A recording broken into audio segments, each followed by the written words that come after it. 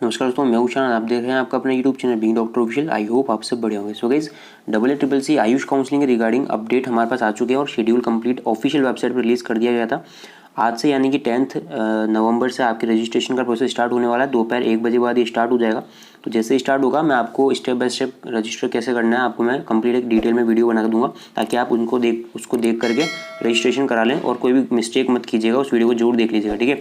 अभी इस वीडियो में मैं आपको कंप्लीट काउंसलिंग के बारे में जानकारी देने वाला हूँ कि आपको काउंसलिंग ये जो AACCC काउंसलिंग है, इसमें राउंड वाइज मैं आपको इन्फॉर्मेशन दूंगा कि किस राउंड में कौन से कैंडिडेट एलिजिबल रहेंगे, ठीक है। और साथ ही क्या फीस लगेगी, क्या क्या डॉक्यूमेंट्स आपको रिक्वायर रहेंगे, ठीक है। ऐसे तमाम तरह की जानकारी इस वीडियो में आपको देने वाला हूँ और ये जो वीडियो है आपके कंप्लीट काउंसलिंग के प्रोसेस में आपको हेल्प करेगी। तो इस वीडियो को एंड तक देखिएगा। साथ ही अभी तक चैनल को सब्सक्राइब नहीं किया तो किस चीज़ का वेट करो, जल्दी सब्सक्राइब कर लीजिए। आयुष काउंसलिंग के रिगार्डिंग स्टेट और ऑल इंडिया सभी काउंसलिंग के रिगार्डिंग अपडेट्स इन्फॉर्मेशन डिटेल में आपको मैं इस चैनल के माध्यम से आपके साथ शेयर करता रहता हूँ। तो चैनल को सब्सक्राइब कर लीजिएगा। साथ ही हमें इंस्टाग्राम और टेलीग्राम चैनल को जरूर ज्वाइन कर लीजिए। बीइंग डॉक्टर ऑफिशियल नाम से आप सर्च करेंगे टेलीग्राम पर, आपको मिल जाएगा। अदरवाइज लिंक मैं डिस्क्रिप्शन बॉक्स में दे रखा है, वहाँ से भी आप ज्वाइन कर सकते हैं। Being doctor official YouTube channel पर भी और टेलीग्राम पर भी और इंस्टाग्राम पर beingdoctor.official नाम से आप हमें सब जगह फॉलो कर सकते हैं, ताकि कोई भी अपडेट आपसे मिस ना हो, ठीक है। चलिए अब शुरुआत कर लेते हैं वीडियो की। जान लेते हैं क्या है इन्फॉर्मेशन। सबसे पहले तो गाइज एक ऑफिशियल जो नोटिस निकला है आयुष काउंसलिंग के रिगार्डिंग, आपको मैं बता दूं, ये जो है इंटरनल DU जो दिल्ली कोटा होता है उसके रिगार्डिंग ये नोटिस निकाला है AACCC ने। तो इस बार से क्या हो रहा है कि जो दिल्ली यूनिवर्सिटी का जो 85% इंटरनल कोटा था, जो दिल्ली के जो कैंडिडेट्स उनके लिए हुआ करता था, उसके लिए काउंसलिंग AACCC नहीं कराएगा, केवल 15% ऑल इंडिया कोटा के लिए कराएगा। यानी कि अब आपको दिल्ली का इंटरनल कोटा के लिए जो है रजिस्ट्रेशन AACCC के लिए नहीं करना है, वो सेपरेट आपको दिल्ली यूनिवर्सिटी के थ्रू करना है, ठीक है। दिल्ली यूनिवर्सिटी उसकी काउंसलिंग वगैरह और एडमिशन कराएगी। FMSC जो वेबसाइट है वो उसकी आप विजिट कर सकते हैं। इसके लिए बस ऑल इंडिया कोटा 15% जो सीट हैं उनके लिए काउंसलिंग AACCC कराएगा। सो गाइज बात कर लेते हैं अब क्या है इन्फॉर्मेशन। जितनी भी इन्फॉर्मेशन मैं आपको देने वाला हूँ गाइज, वो जो ऑफिशियल जो इन्फॉर्मेशन बुकलेट है, इन्फॉर्मेशन बुलेटिन है, जो कि AACCC ने रिलीज़ किया है, उसके बेसिस पे मैं बताने वाला हूँ। तो आप भी इस इन्फॉर्मेशन बुलेटिन को जरूर से पढ़ लीजिएगा। इसको मैं अपने टेलीग्राम चैनल पर डाल दूंगा, अदरवाइज आप वेबसाइट से इसको डाउनलोड कर सकते हैं। कंप्लीट इसमें इन्फॉर्मेशन बुलेटिन काउंसलिंग स्कीम में FAQs के बारे में जानकारी दी गई है, जरूर से पढ़िएगा इसको। काउंसलिंग में रजिस्टर करने से पहले मैं आपको जो जरूरी जानकारी है वो आपको दे देता हूँ। तो सबसे पहले तो जो AACCC काउंसलिंग हो रही है गाइज, वो किन सीटों के लिए हो रही है। तो ये जो AACCC काउंसलिंग है गाइज, वो 15% all India quota seats of BAMS, BSMS, BUMS and BHMS in courses की जो 15% ऑल इंडिया कोटा सीट्स होती है government colleges, government aided colleges of all states, यानी कि सारे स्टेट्स के जितने भी government and government aided colleges हैं उनकी 15% ऑल इंडिया कोटा सीट्स होती है। किन कोर्सेज के लिए? BAMS, BSMS, BUMS, BHMS इन कोर्सेज के लिए जो 15% ऑल इंडिया कोटा सीट है उनके लिए काउंसलिंग हो रही है।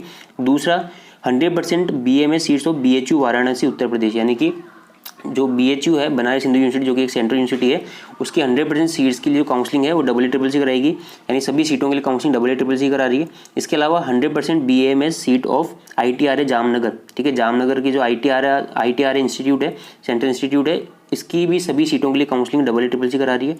साथ ही जो NIA national institute of Ayurveda national institute है, ठीक है, NIA जयपुर के भी सभी सीटों के लिए काउंसलिंग कराना AACCC का काम है, यानी यही कराएगी AACCC इसकी सभी सीटों के लिए counselling. National institute of homeopathy, जो कि एक नेशनल इंस्टीट्यूट है, इसकी भी सभी सीटों के लिए काउंसलिंग AACCC करा रही है। और साथ ही जितनी भी डीम्ड यूनिवर्सिटीज़ है ना, जितनी भी स्टेट्स की डीम्ड यूनिवर्सिटीज़ होती है, प्राइवेट कॉलेजेस की नहीं बात कर रहा मैं, डीम्ड यूनिवर्सिटीज़ होती है, उसकी 100% सीटें, यानी सभी सीटों के लिए काउंसलिंग, चाहे वो किसी भी कोर्स की डीम्ड यूनिवर्सिटी हो, चाहे वो BAMS हो, BSMS हो, BUMS हो, BHMS हो, सभी की 100% सीटों के लिए जो काउंसलिंग है वो AACCC करा रही है।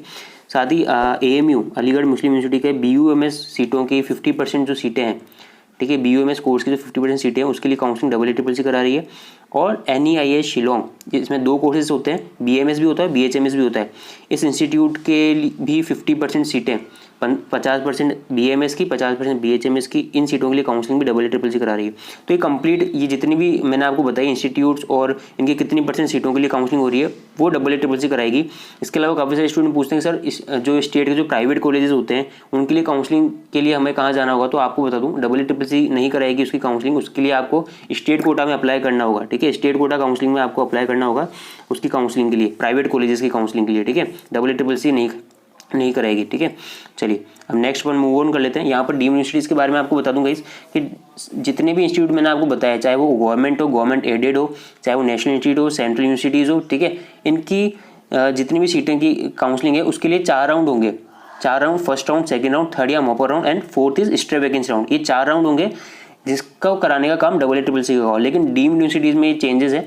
डीम्ड यूनिवर्सिटी में अगर आप काउंसलिंग करा रहे हैं तो AACC केवल 3 ही राउंड कराएगा, first round, second round and third round या मॉप राउंड जिसको अपन बोलते हैं। जो स्ट्रे वैकेंसी राउंड होगा वो डीम्ड यूनिवर्सिटी अपने लेवल पे कराएगी। तो इसके लिए क्या करेगा, AACC जो भी एलिजिबल कैंडिडेट्स होंगे उनकी लिस्ट जो है डीम्ड यूनिवर्सिटीज़ को प्रोवाइड करेगा और डीम्ड यूनिवर्सिटीज़ अपने लेवल पर वो काउंसलिंग कराएगी जितनी भी डीम्ड यूनिवर्सिटीज़ है, ठीक है। वो बाद में सेपरेट में अपडेट कर दूंगा आपको स्ट्रे वैकेंसी राउंड के टाइम पे। तो अभी आपको ध्यान रखना है डीम्ड यूनिवर्सिटी का केवल 3 राउंड ही AACC कराएगा, फोर्थ जो स्ट्रे वैकेंसी राउंड है वो डीम्ड यूनिवर्सिटी अपने लेवल पे कराएगी, ठीक है। और डीम्ड यूनिवर्सिटीज़ में एडमिशन डोमिसाइल फ्री है, इसमें कोई भी डोमिसाइल की रिक्वायरमेंट नहीं है। इवन AACC जितनी भी काउंसलिंग के इंस्टीट्यूट है इनमें डोमिसाइल की रिक्वायरमेंट नहीं है, किसी भी स्टेट का कैंडिडेट इसमें अप्लाई कर सकता है। अब मैं गाइस आपको राउंड वाइज बताता हूँ कि कौन कौन कैंडिडेट किस राउंड के लिए एलिजिबल रहेंगे, क्या प्रोसीजर रहेगा, ठीक है। तो सबसे पहले अपन बात कर लेते हैं राउंड 1 की। राउंड 1 के लिए आपको सभी कैंडिडेट्स को रजिस्ट्रेशन कराना होगा।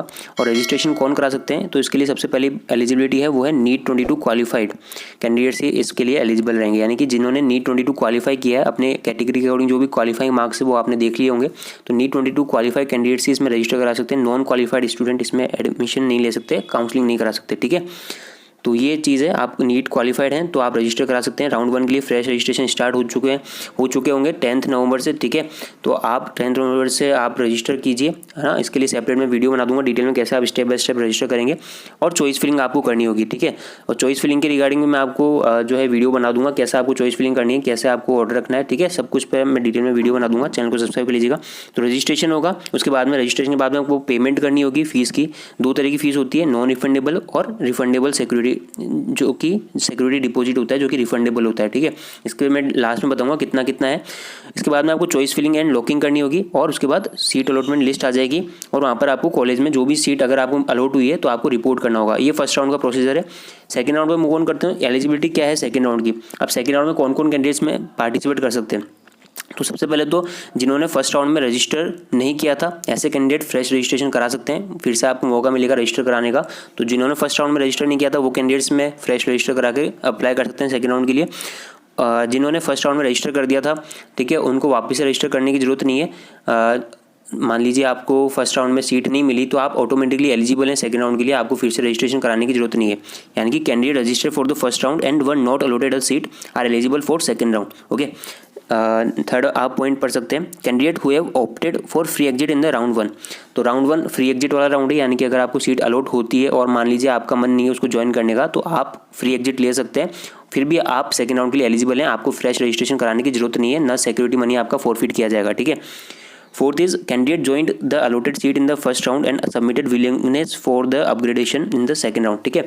अब मान लीजिए आपको फर्स्ट राउंड में कॉलेज अलॉट हो गया है, आपने कॉलेज में रिपोर्ट किया लेकिन आपको अपग्रेड कराना है सेकंड राउंड के लिए, तो आप एलिजिबल हैं। आपको वहाँ पर कॉलेज में अलॉट जो कॉलेज हुआ है वहाँ पर आप रिपोर्ट करेंगे तो आपको बता देना है कि मैं अपग्रेड कराना चाहता हूँ, ऑप्शन आप चूज़ करते हैं अपग्रेडेशन का, तो आप जो है सेकंड राउंड के लिए एलिजिबल हैं। तो ये 4 तरह के कैंडिडेट्स एलिजिबल हैं सेकंड राउंड के लिए, ठीक है। अपग्रेडेशन वाले भी कैंडिडेट्स एलिजिबल हैं। आपको फ्रेश चॉइस फिलिंग करनी है हर राउंड से पहले, सेकंड राउंड हो, थर्ड राउंड हो, मॉप राउंड हो, stray vacancy round, fresh choice filling आपको करनी है, ठीक है। रजिस्ट्रेशन फ्रेश नहीं करना अगर आपने एक बार कर दिया तो। अब नेक्स्ट थर्ड राउंड की अगर हम बात करते हैं, थर्ड राउंड या मॉप राउंड जिसको अपन कहते हैं, उसके लिए कौन कौन से कैंडिडेट्स एलिजिबल रहेंगे, ठीक है। तो सबसे पहले तो अगेन वही जो भी नीट 22 क्वालिफाइड कैंडिडेट्स जिन्होंने फर्स्ट और सेकंड राउंड में अप्लाई नहीं किया, रजिस्टर नहीं किया था, वो फ्रेशली रजिस्टर करा करके इसमें पार्टिसिपेट कर सकते हैं। Next candidate who have already registered but were not allotted seats in the first and second round, ठीक है। यानी कि जिन्होंने रजिस्टर करा दिया लेकिन फर्स्ट या सेकंड राउंड में कोई सीट नहीं मिली, ऐसे कैंडिडेट्स भी एलिजिबल हैं थर्ड राउंड मोपो राउंड के लिए, उनको फिर से फ्रेश रजिस्ट्रेशन कराने की कोई जरूरत नहीं है। थर्ड पॉइंट आप पढ़िए, the candidate register in the round 1 and round 2 and availed free exit. अब जिन कैंडिडेट ने सीट अलॉट हो गई थी फर्स्ट राउंड या सेकंड राउंड में, उन्होंने फ्री एग्जिट ले लिया था, फ्री एग्जिट वाले कैंडिडेट भी थर्ड राउंड के लिए एलिजिबल है, कोई फॉरफीचर नहीं किया जाएगा आपकी फीस का अगर आपने फ्री एग्जिट लिया है तो, ठीक है। सेकंड राउंड में भी आप फ्री एग्जिट ले सकते हैं, यहाँ पर ये बड़ी चीज़ है, ठीक है, जो कि अपन को देखने को मिलती है। एमसीसी काउंसलिंग में सेकंड राउंड फ्री एग्जिट वाला नहीं होता, लेकिन आयुष काउंसलिंग में सेकंड राउंड फ्री एग्जिट वाला होता है। यानी कि अगर आप चाहते हैं तो आप फ्री एग्जिट ले सकते हैं, सेकंड राउंड में भी आपका फॉरफिट नहीं किया जाएगा सिक्योरिटी मनी, ठीक है। अब फोर्थ आप पढ़िए, candidate joined in the first round allotted seat and submitted willingness for the upgradation but did not participate in the second round of counselling. यानी कि जिन्होंने फर्स्ट राउंड में सीट मिल गई थी, अपग्रेडेशन का चूज़ किया था, लेकिन सेकेंड राउंड ऑफ काउंसलिंग में पार्टिसिपेट नहीं किया, ऐसे कैंडिडेट भी एलिजिबल हैं थर्ड राउंड के लिए। नेक्स्ट फिफ्थ आप पढ़िए, candidate join the allotted seat in the second round. यानी कि अगर आपको सेकेंड राउंड में कोई सीट अलॉट हो गई है और आपने अपग्रेडेशन का विलिंगनेस शो किया है, यानी कि अपग्रेडेशन का ऑप्शन चूज़ किया है, तो भी आप मॉपअप राउंड में एलिजिबल हैं, ठीक है, अपग्रेडेशन के लिए। अगर आप चूज़ करते हैं सेकेंड राउंड में, है ना, सेकेंड राउंड से थर्ड राउंड में अगर आपको अपग्रेडेशन कराना है तो आप एलिजिबल हैं, ठीक है। नेक्स्ट आप पढ़िए, candidate who leave resign the allotted seat in the second round with four feature of the security money. अब देखो सेकेंड राउंड में फ्री एग्जिट आप ले सकते हैं अगर आपने ज्वाइन नहीं किया है तो। अगर आपने ज्वाइन कर लिया है तो फिर आप फ्री एग्जिट नहीं ले सकते। फिर अगर आप सीट छोड़ते हैं, रिज़ाइन करते हैं ना, तो आपको सिक्योरिटी मनी आपका फोरफीट कराना होगा। उस कंडीशन में आप थर्ड राउंड में जो है रजिस्टर मतलब कि पार्टिसिपेट कर सकते हैं, बट आपको फिर से रजिस्टर करना होगा, अपनी सिक्योरिटी मनी को फिर से डिपॉजिट करना होगा, ठीक है। उस कंडीशन में आप जो है थर्ड राउंड या मॉप राउंड में पार्टिसिपेट कर सकते हैं। आपने अगर सेकेंड राउंड में अलॉटेड सीट को ज्वाइन करने के बाद छोड़ा है, रिज़ाइन किया है, तो भी आप पार्टिसिपेट कर सकते हैं, बट आपको वापस से रजिस्टर और रजिस्ट्रेशन फीस और सिक्योरिटी मनी डिपॉजिट करना होगा। ये यहाँ पर कंडीशन दे रखी है। तो ये अपने बात करिए मॉप राउंड की। नेक्स्ट अपन बात कर नेक्स्ट जो इंपॉर्टेंट चीज़ यहाँ पर आपको बतानी है वो है कि थर्ड राउंड में अगर जिन भी कैंडिडेट्स ने ज्वाइन कर लिया या फिर नहीं किया है, मान लो आपको थर्ड राउंड या मॉप राउंड में सीट मिल गई है AACCC काउंसलिंग में और आपने सीट मिलने के बाद भी ज्वाइन नहीं किया या फिर ज्वाइन करने के बाद सीट छोड़ी है ना, तो आप फर्दर काउंसलिंग के लिए इनएलिजिबल हो, चाहे वो AACCC की हो चाहे वो स्टेट कोटा की हो, है ना। तो जो भी कैंडिडेट्स जिन्होंने सीट मिल गई है उसके बाद में ज्वाइन नहीं किया है, तो आप यहाँ पर ध्यान रखिएगा, आपको सीट लेनी ही पड़ेगी। अगर आपने छोड़ी है तो फिर क्या है कि आपको जो है फर्दर काउंसलिंग के लिए इनएलिजिबल मान लिया जाएगा, चाहे वो स्टेट की हो चाहे ऑल इंडिया कोटा की हो। तो यहाँ पर ये ध्यान रखना। अब हम बात करते हैं गाइज स्ट्रे वैकेंसी राउंड के लिए। अगर मान लीजिए कोई भी सीट वैकेंट रह जाती है मॉप राउंड के बाद भी, चाहे वो गवर्नमेंट कॉलेजेस हो, गवर्नमेंट एडेड हो या फिर सेंट्रल यूनिवर्सिटी या नेशनल इंस्टीट्यूट हो, इन कॉलेजेस की जो भी सीट वैकेंट रह जाएगी मॉप राउंड के बाद में, तो उसके लिए जो फर्दर स्ट्रे वैकेंसी राउंड होगा जो कि AACCC कराएगा। डीम्ड का मैंने ऑलरेडी बता दिया, डीम्ड यूनिवर्सिटी का स्ट्रे वैकेंसी राउंड है वो डीम्ड यूनिवर्सिटी खुद अपने लेवल पर कराएगी, AACCC का काम नहीं है डीम्ड यूनिवर्सिटी का स्ट्रे वैकेंसी राउंड कराना, ठीक है। तो संबंधित डीम्ड यूनिवर्सिटी के पास आपको विजिट करना होगा, उनकी वेबसाइट वगैरह वो मैं आपको सब फर्दर आगे अपडेट करता रहूँगा, ठीक है। अभी अपन बात करते हैं स्ट्रे वैकेंसी राउंड की एलिजिबिलिटी की।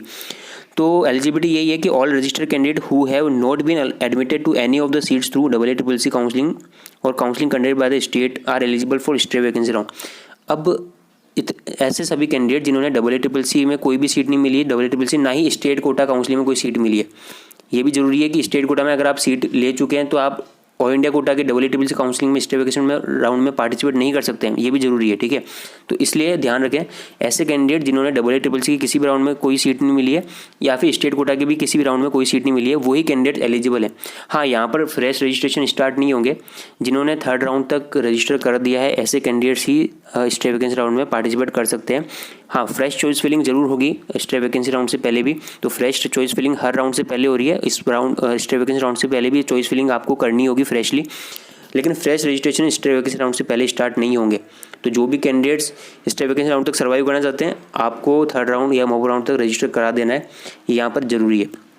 ये अपन ने बात कर ली स्ट्रे वैकेंसी राउंड की। डीम्ड की मैंने आपको बता ही दी है, ठीक है। और जो भी एलिजिबल कैंडिडेट्स होंगे स्ट्रे वैकेंसी राउंड की, उसकी जो डीम्ड यूनिवर्सिटीज़ होगी वो अपने लेवल पर काउंसलिंग कराएगी, तो उनकी लिस्ट जो है AACCC डीम्ड यूनिवर्सिटी को जो है फॉरवर्ड करेगा, ठीक है। तो उसकी बेसिस पर ही उन कैंडिडेट्स को ही एलिजिबल माना जाएगा काउंसलिंग के लिए।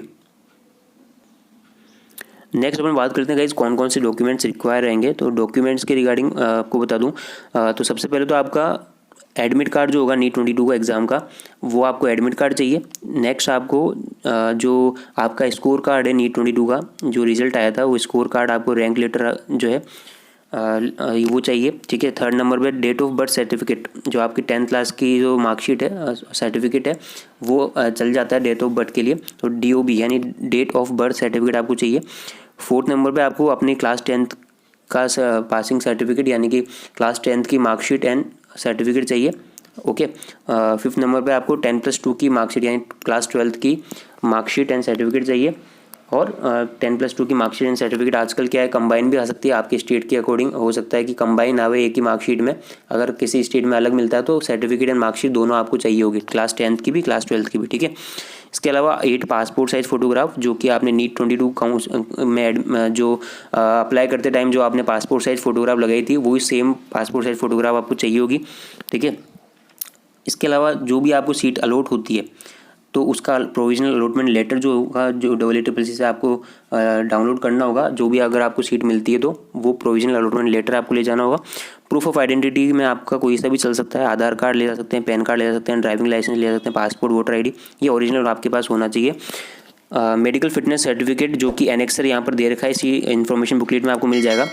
6 नंबर का एनेक्सर है, उसको आप डाउनलोड कर लीजिएगा, उसको मेडिकल फिटनेस सर्टिफिकेट को आपको ले जाना होगा। इसके अलावा transfer certificate from the last study institute, किसी भी यूनिवर्सिटी या किसी भी बोर्ड से या फिर किसी भी कॉलेज स्कूल से जो भी आपने लास्ट इंस्टीट्यूट में पढ़ाई करी है उससे आपको ट्रांसफ़र सर्टिफिकेट चाहिए होगा, ठीक है। इसके अलावा the candidate should also bring the following certificate, अगर आप किसी भी रिजर्व कैटेगरी से बिलोंग करते हैं, चाहे आप PWD हैं तो आपको डिसेबिलिटी सर्टिफिकेट, साथ ही अगर आप SC ST से कैंडिडेट से कैटेगरी से बिलोंग करते हैं तो आपको SC ST का सर्टिफिकेट, OBC कैटेगरी से बिलोंग करते हैं OBC का सर्टिफिकेट लेना जो है मैंडेटरी होगा। साथ ही अगर आप EWS है तो जनरल कैटेगरी से EWS से बिलोंग करते हैं तो EWS का सर्टिफिकेट आपको ले जाना होगा।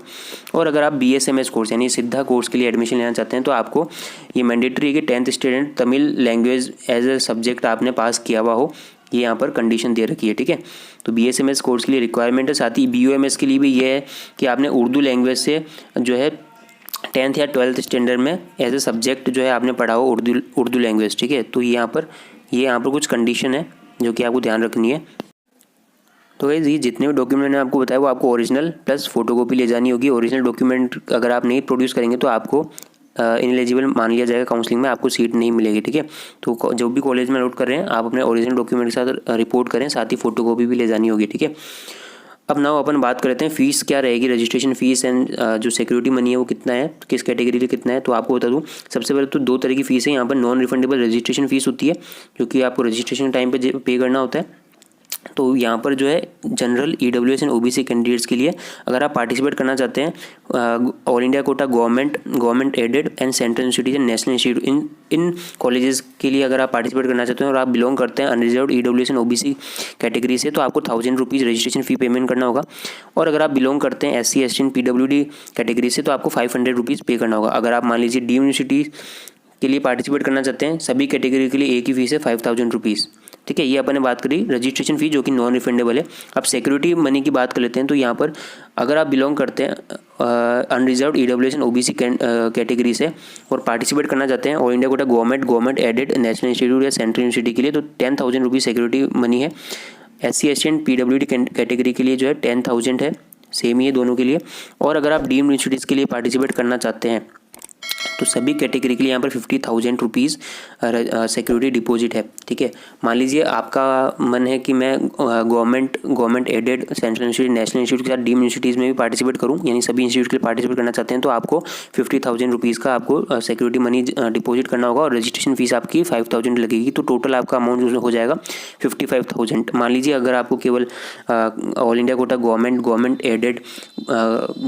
Added national institute central institute इन कॉलेजेस के लिए पार्टिसिपेट करना है तो आपको टोटल 1000 प्लस आपको जो है 10,000 रुपीज़ सिक्योरिटी मनी यानी कि 11,000 रुपीज़ का पेमेंट करना होगा, ठीक है। ये कैटेगरी के अकॉर्डिंग रजिस्ट्रेशन फीस में थोड़ा रिलैक्सेशन है वो आपको ध्यान रखना है, ठीक है। अब यहाँ पर रजिस्ट्रेशन जो ये जो फीस आप डिपॉजिट कर रहे हैं चाहे वो सिक्योरिटी मनी हो रजिस्ट्रेशन फीस हो वो आपको जो है अपने अकाउंट नंबर से ही डिपॉजिट करना है, किसी भी साइबर कैफ़े या किसी भी कंप्यूटर वाले से या किसी भी जिससे भी आप जो है काउंसलिंग के लिए अप्लाई कर रहे हैं तो उनके अकाउंट से मत कीजिएगा क्योंकि ये जो रिफ़ंड आता है वो उसी सेम अकाउंट में आता है जिस अकाउंट से पेमेंट किया गया है।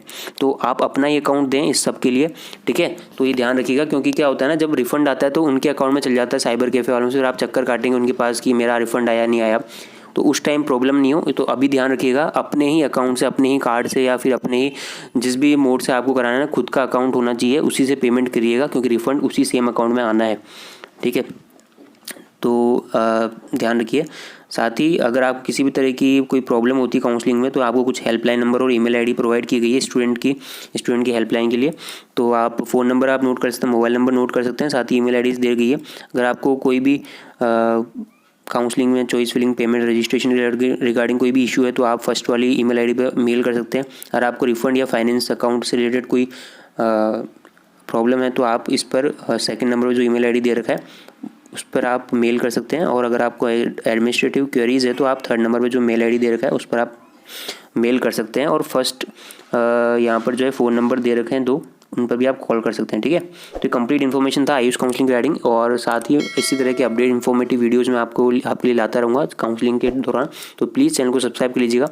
तो thank you so much for watching. मिलते हैं अगले वीडियो में नए अपडेट और इन्फॉर्मेशन साथ में, तब तक के लिए जय हिंद, टेक केयर।